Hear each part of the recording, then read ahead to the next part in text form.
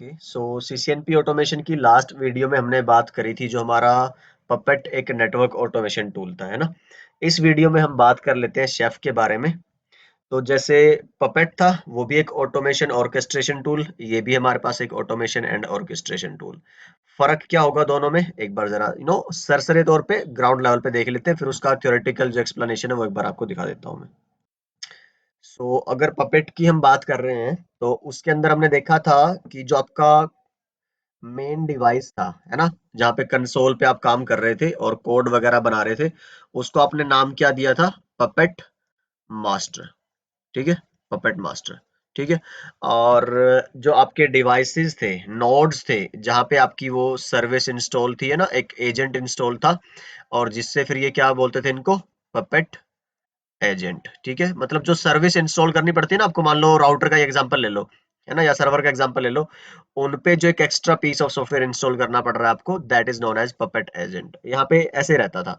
और क्या था फिर आपका जो यहाँ पे, अच्छा, एक और थोड़ा सा डिस्टिंक्शन था, मैं अभी आपको क्लियर करूंगा, जो शायद मैंने मेंशन नहीं किया होगा लास्ट वीडियो में, बट नोट्स में वो लिखा हुआ था कि पपेट जो कंसोल है, ये जो कंसोल है मतलब जो जीयूआई, जहाँ पे आप प्रोग्राम मैनिफेस्ट वगैरह कोड वगैरह लिखते हैं, ये अब जो स्टोर कहाँ पे होंगे, तो इनका होता पपेट डेटाबेस।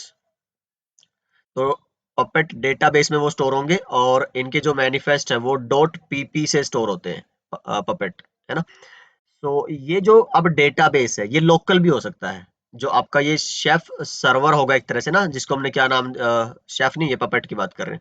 पपेट जो मास्टर है सर्वर, ये खुद सर्वर हो सकता है, मतलब आपका जो डेटाबेस रहेगा वो इसी पे रहेगा। ठीक है, या फिर ऐसा भी हो सकता था कि आपका बहुत बड़ा डेटाबेस हो, मान लो कॉन्फ़िगरेशंस का, और क्योंकि आपके पास हजारों एंटरप्राइज नेटवर्क में डिवाइसेस होंगे, तो ये एक अलग से भी एक सर्वर पे, तो बैकएंड में डेटाबेस सर्वर चलते हैं इनके एक्चुअली।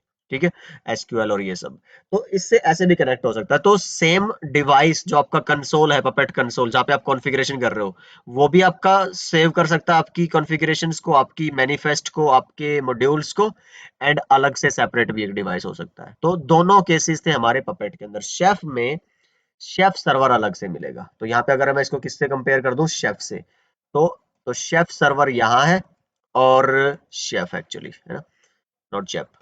और जो हमने पपेट मास्टर बोला था, शेफ के केस में उसको बोलते हैं क्या? ये शेफ सर्वर हो गया। और जो कंसोल थी हमारी पपेट कंसोल, उसको हमने, मतलब जहां पे आप काम करते थे पपेट का, शेफ में जहां पे आप काम करोगे उसको बोलते हैं शेफ वर्क स्टेशन। क्या नाम दे दिया जाएगा इसको? Work station. और जरूरी नहीं है कि एक ही वर्क स्टेशन पे आप सारे के सारे कोड लिखो, नहीं, हो सकता है मल्टीपल लोग काम कर रहे हो, तो मल्टीपल वर्क स्टेशन भी हो सकते हैं आपके। मान लो एक वर्क स्टेशन ये था, एक वर्क स्टेशन ये है, और ये दोनों ही आपके सर्वर से जुड़ सकते हैं। ठीक है, इतनी बात हुई। अब यहाँ पे जो कोड लिखते थे हम, है ना, तो पपेट में क्या बोलते थे उसको? मैनिफेस्ट, जो स्मॉलेस्ट पीस था, है ना। फिर आपका मॉड्यूल, जहाँ पे मल्टीपल मैनिफेस्ट एक साथ स्टोर होते थे। ऐसे ही शेफ में क्या होता है? शेफ में बोलते हैं उसको छोटे पीस को, है ना, ऑटोमेशन टास्क के एक थ्रेड को एग्जीक्यूट करने के लिए जो यूज होता है, उसको आप बोलते हो रेसिपी। अगर स्पेलिंग सही है तो देख लेना। रेसिपी, है ना। शेफ नाम से समझ जाओ, इसमें ना सारे खाने पीने की चीजें ही चलेंगी, सारी की सारी, हर एक जगह, हर टूल, एप्लीकेशन, सर्विस, सब ऐसे ही मिलेंगी आपको। एक दावत टाइप की। कैसे, देखो, रेसिपी नाम से यहाँ पता चल गया कि कोई रेसिपी बनाने की विधि, यहाँ पे तरीका लिखा हुआ है सिंगल। जैसे आपको दम आलू बनाने हैं, लिखा हुआ है कैसे बनाना है ना। आपको मान लो सूखी भिंडी बनानी है, फॉर एग्जाम्पल, आपको लिखा है यहाँ पे, है ना। तो मुझे ज़्यादा नाम नहीं याद, बट आप समझ जाओ कि अलग-अलग के लिए अलग-अलग रेसिपीज़ आपको कैसे, मान लो आपको 10 तरह के शेक बनाने हैं, तो हर किसी के अलग-अलग रेसिपी, मतलब जो-जो टास्क ऑटोमेशन के ऑटोमेट करने हैं, उनके आपको बताना है कि इसके लिए मान लो आपको इस इंटरफ़ेस पे ये आईपी, ये स्पीड, ये डुप्लेक्स, ये आईजीआरपी के अंदर ये प्रोसेस आईडी, इन इंटरफ़ेसेस पे इनेबल करना, ये ऑथेंटिकेशन लगाना, कुछ भी हो सकता है यार। ठीक है? तो क्योंकि हम नेटवर्क के लोग हैं, बार-बार नेटवर्क के एग्जांपल हमें याद आएँगे। सर्वर ऑटोमेशन भी हो सकता है, कोई ऐसे ज़रूरी नहीं है। ठीक है, रेसिपी का जो कलेक्शन है, जैसे हमारे पपेट में मैनिफेस्ट का कलेक्शन क्या कहलाता था? मॉड्यूल। ऐसे ही कंपैरिजन से थोड़ा आसान रहता है समझना, बस मैं ये बता रहा हूँ। रेसिपी का जो कलेक्शन कहलाता है उसको बोलते हैं आप कुक बुक। जैसे एक बुक आती है ना कोई कुकिंग की, तो उसके अंदर बहुत सारी रेसिपी लिखी होती है, ऐसे ही ये कुक बुक होगी। और क्या होता है आपके शेफ वर्क, ये शेफ वर्क स्टेशन पे होगा क्योंकि काम सारा कोड कहाँ लिखे जाने हैं, वर्क स्टेशन पे ना। तो जो बेसिक कोड लिखा गया रेसिपी, और ये भी रूबी में ही चलता है। ये किस बेस पे है, ये भी काम आपका रूबी प्रोग्रामिंग लैंग्वेज पे चलता है। तो जो इसकी कोडिंग होगी, कुकबुक हो गया, फिर कलेक्शन, फिर आपका एक बोलते हैं chef repo directory. Repo directory क्या है आपकी, एक तरह से जितने भी रेसिपीज कुक बुक्स आपने यहाँ पे लिख रखी है ना, जो कलेक्शन है जो यहाँ पे पड़ा है इस पे, ठीक है, उसके कलेक्शन को अब ये आपने कहाँ पे स्टोर करवानी है, अल्टीमेटली सर्वर पे। तो यहाँ से आप स्टोर करवाएंगे, भेज देंगे इसको सर्वर के ऊपर। तो सर्वर पे जो ये कुक बुक्स का कलेक्शन होगा, मतलब एक टास्क ऑटोमेट करने के लिए आपने उसमें 10 थ्रेड 20 थ्रेड कुछ भी हो सकते हैं, तो एक कुक बुक आपने बना दी, दूसरे टास्क के ऑटोमेशन के लिए दूसरी कुक बुक, ऐसी मल्टीपल कुक बुक्स जो सर्वर पे स्टोर होती हैं, उनको बोलते हैं क्या, उनके कलेक्शन को बुक शेल्फ। मतलब कि किताबें हैं, आपकी खाना-पीना जो बनाने की रेसिपीज़ हैं, ऐसी 10 किताबें हैं। कोई इटालियन खाना बनाने की रेसिपीज़ हैं जिसके अंदर बहुत सारी, किसी में चाइनीज़ है ना? किसी में थाई है, किसी में इंडियन है, साउथ इंडियन, नॉर्थ इंडियन, तो वो बहुत सारी किताबें थी, कुक बुक्स थी, जो यहाँ पे आपने रख दी हैं, वो एक तरह से आपका क्या हो गया, बुक शेल्फ हो गया, लाइब्रेरी हो गई है। ठीक है, ये 4 चीज़ें होंगी। दूसरा, अच्छा ये इसको ना जैसे पपेट एजेंट बोलते थे, हमारे केस में इसको क्या बोलेंगे, शेफ क्लाइंट बोलेंगे, शेफ के केस में। ये मिस हो गया था, हमने अभी डिस्कस नहीं किया था, ठीक है। तो जो यहाँ पे सॉफ्टवेयर पीस इंस्टॉल रहेगा आपके डिवाइसेस पे एजेंट्स के तौर पे, आपके नोड्स, ये क्या है एक्चुअली, नेटवर्क में नोड्स हैं जहाँ पे आपको ऑटोमेशन मेंटेन करना है डिवाइसेस पे, तो उन पे शेफ क्लाइंट इंस्टॉल करना होता है, तो this will be known as chef client. ये क्या है, शेफ सर्वर, ये शेफ वर्क स्टेशन। अब जरा देखो ध्यान से कि अब जो आप सेव कर रहे हैं सर्वर पे, उसके लिए जो यहां से यहां तक भेजने के लिए जो आप CLI टूल यूज करते हो, ठीक है, तो CLI टूल यूज करोगे, याद है, याद रखना, मतलब CLI टूल, उस टूल का नाम है क्या बोलते हैं उसको, नाइफ। देखो यहाँ पे ये क्या है आपका, सब्जियां काटने के लिए नाइफ, सिंपल। तो ये टूल यहाँ पे CLI बेस्ड काम करोगे सारा का सारा, नाइफ। अच्छा, अब एक और चीज सुनो जरा, यहाँ पे तो आपको फाइनल प्रोडक्ट की, अब आपने ना बिल्कुल किताब लिखने के लिए रेसिपीज आप लिख रहे हो ना, बुक, एक बुक लिखनी है, उसके अंदर बहुत सारी रेसिपीज, वो रेसिपी जब आप लिखते हो तो उसको चेक तो करके देखो ना, टेस्ट करके, कि भाई मैं ऐसे ही कोई किताब थोड़ा ना लिख दूं कि जो टेस्टी एक क्या बोलते हैं रेसिपी ना हो, या फिर रेसिपी के जो इंग्रेडिएंट्स है वही गड़बड़ हो, या जो ऑर्डर है वही गड़बड़ हो, तो वो सारी चीजें आप टेस्ट करते हो पहले। तो यहाँ पे एक और होता है आपका, तो 1 2 3 4th क्या था आपका, बुक शेल्फ। फिफ्थ क्या हो गया आपका, ये मैं सारी आपको शेफ की टर्मिनोलॉजी बता रहा हूँ, ठीक है, इस बहाने। चलो बुक शेल्फ हो गया, फिर आपका नाइफ हो गया था जो टूल था आपके वर्क स्टेशन से सर्वर पे डेटा भेजने के लिए।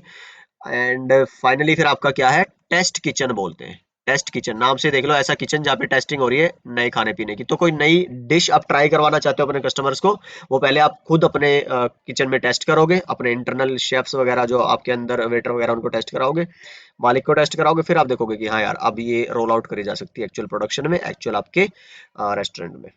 तो उसको क्या बोलते हैं, आपका टेस्ट किचन, यहाँ पे वर्क स्टेशन पे होता है। तो आई होप ये सारी बातें आपको क्लियर होगी होंगी। अच्छा, यहाँ पे एक होता है आपका ओहाई सर्विस चलती है। एक तो सर्विस कौन सी चली है आपकी, शेफ क्लाइंट, यहाँ पे भी शेफ क्लाइंट, यहाँ पे भी शेफ क्लाइंट। एक होती है ओहाई सर्विस।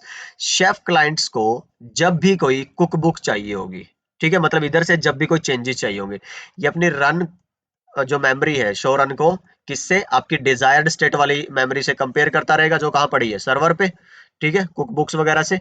और अब जब लगेगा कि हाँ यार मेरा चेंज आ गया और मेरे को यहाँ से पुल करना, ये किस पे काम करता है, अगेन ये भी पुल मॉडल बेस्ड काम करता है। तो ये ऑटोमेटिकली वहां से चेंज होती है, अपनी कॉन्फ़िगरेशन को उठा लेगा और रिप्लेस कर देगा एग्जिस्टिंग को डिजायर्ड वाली स्टेट से। सो उसके लिए फिर ये ओहाई सर्विस चलती है, ठीक है। तो ये मैं आगे एक्सप्लेन कर रखा सारा, कोई ऐसी टेंशन नहीं आएगी। यहाँ से मैंने आपको सिर्फ नाम और उनके बेसिकली काम बता दिए सारे के सारे, ताकि अभी जब हम ये देखें ये नोट्स, तो आपको कोई टेंशन की बात ना हो, ठीक है। फुल मॉडल पे काम करती है, ये भी ओपन सोर्स है आपका, और सिमिलर है पपेट के साथ, ये मैंने आपको बताया।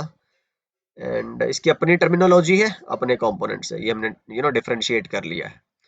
तो इसके अंदर शेफ सर्वर है, उसके अंदर पपेट मास्टर होता था, उसमें पपेट एजेंट बोलते थे, इसमें क्लाइंट बोलते हैं, उसमें मॉड्यूल्स, उसमें मैनिफेस्ट एंड मॉड्यूल बोलते थे, इसमें रेसिपी एंड कुकबुक बोलते हैं। उसमें पपेट कंसोल था जहाँ पे आप कोड लिख रहे थे, इसमें इसका शेफ का वर्क स्टेशन बोलते हैं, ठीक है। ये आपका एक आर्किटेक्चर हो गया। और ये GUI है आपका, वो भी GUI बेस्ड है, ये भी GUI बेस्ड है। आपको फिर क्या दिखेगा, ठीक है, वर्क स्टेशन हो गए, पहले बनाए जाएंगे यहाँ पे और फिर आपका शेफ सर्वर पे भेज दिया जाएगा यूजिंग नाइफ टूल, है ना। तो क्लाइंट नोड कौन है आपके, जो मैनेज किए जाते हैं ना, जहाँ पे आपकी शेफ क्लाइंट की सर्विस जो है इंस्टॉल्ड होती है। तो ये कोई भी हार्डवेयर डिवाइस हो सकता है। ये टर्मिनोलॉजी जैसे मैंने अभी डिस्कस करके बताया आपको, रेसिपी क्या है, कुक बुक क्या है, शेफ रेपो डायरेक्टरी क्या है, बुक शेल्फ क्या है आपकी, है ना, एंड नाइफ टूल क्या है, इसका क्या काम है। और ये एसिमेट्रिक कीज पे काम करता है और RSA एल्गोरिदम यूज करता है। वो SSL एल्गोरिदम यूज करता था, SSL इंक्रिप्शन, और क्या बोलते हैं, एक तरह से आपके पपेट मास्टर और पपेट एजेंट्स के बीच में कम्युनिकेशन के लिए। यहाँ पे किस तरह की है, RSA एल्गोरिदम बेस्ड है। और एसिमेट्रिक क्यों बोल रहा हूँ, क्योंकि पब्लिक की और प्राइवेट की अलग अलग चलती हैं आपके, सर्वर के और एजेंट के बीच में, जिसको हमने शेफ क्लाइंट बोला है, ठीक है।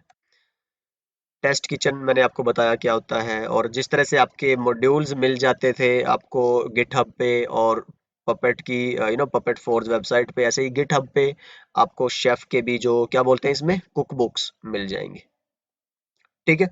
पाइथन एक बात, दूसरी लिनक्स दूसरी बात, ये दोनों जितना अच्छा सीख लेंगे आप, है ना, एटलीस्ट बेसिक्स इनके इनके CLI पे, है ना, और इंटरफेस पे काम करना, तो ऑटोमेशन में अगर आप इंटरेस्टेड हैं जॉब करने के, काम करने के, तो it will help you in a long run ultimately, क्योंकि ये सीखने पड़ेंगे दोनों टूल आपको, लाइनक्स एंड पाइथन। तो ये कुछ बातें जो फाइनलाइज करने के लिए आपके शेफ को समरी के बेस पे, जैसे हमने अलग अलग आपके पपेट के डिप्लॉयमेंट मॉडल्स देखे थे, ऐसे ही आपके शेफ के भी है। शेफ सोलो का मतलब क्या हुआ, कि जो सर्वर है आपका वो वर्क स्टेशन पे ही हो, ठीक है, जो कि रेकमेंडेड एक तरह से आप देखोगे अगर नहीं होता, but yes this is something like puppet, जो हमने शुरू में बोला था। बट अभी वीडियो के स्टार्ट में मैंने बताया कि पपेट का भी जो डेटाबेस था, SQL सर्वर था, वो सेपरेट भी हो सकता है। शेफ में भी आपका सेम शेफ कंसोल के ऊपर भी हो सकता है, और जिसको आपने वर्क स्टेशन बोला था, वर्क स्टेशन ही आपका सर्वर का काम भी कर सकता है। बट रेकमेंडेड क्या है, आप ये डिस्ट्रीब्यूटेड कंपोनेंट यूज करो कि सर्वर अलग रहे शेफ का, और क्लाइंट, या फिर क्या बोलते हैं उसको, अब क्लाइंट नहीं, वर्क स्टेशन अलग रहे। क्लाइंट तो नोड हो गए जो मैनेज करने ऑटोमेशन से आपको, राउटर वगैरह। होस्टेड शेफ, जब आपका सर्वर आपके उस पे ना हो, मान लो आपने अब क्या किया, एक लिनक्स की मशीन ली और उस पे आपने खरीद के जो एक एप्लीकेशन इंस्टॉल करी होगी, उसके पैसा पे किया होगा अपने शेफ को, और वहां से आपने एक एप्लीकेशन डाउनलोड करके अपने फिजिकल सर्वर पे, अपने एंड पे, पर आप चाहो तो आपको कुछ नहीं करना, उधर से उनको पे करो और क्लाउड पे एक ये एप्लीकेशन ले लो, तो वो भी हो सकता है, प्राइवेट शेफ भी हो सकता है, ठीक है। So that's it I guess about chef. I hope कि शेफ के बारे में जितनी भी बुनियादी बातें थी, थियोरेटिकल कॉन्सेप्चुअल, वो पपेट के साथ साथ आपको क्लियर होगी होगी। Lastly I guess this next video is going to be the last video for our CCNP automation series. Ansible की बात करेंगे, तो अपना ख्याल रखिए, सीखते रहिए, सिखाते रहिए और मस्त रहिए। Bye bye.